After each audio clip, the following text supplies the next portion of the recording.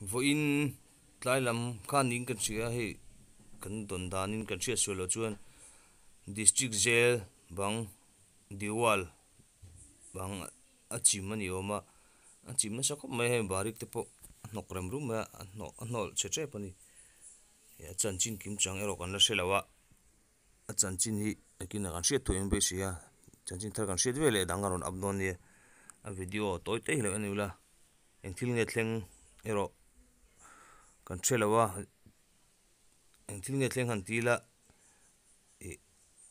achim nu hianin zel tang te an tlan chu phaim ti te engma kan se lo ni tuna thirang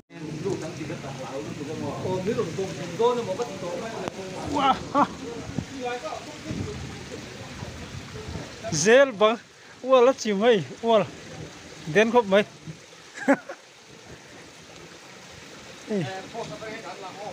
nè hắn là rồi nọc group mấy cái barik cột thấy rong rong ấy nọc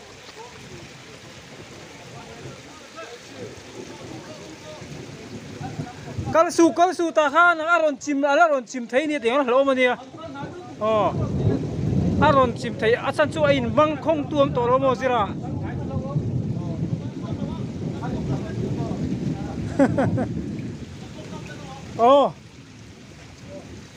san chu in băng không tuom lỗ vai mà là ốm rồi hay bôi là ốm hay bôi là chim thấy din muna là đi nghe là ốm nó tục thì điêu thì post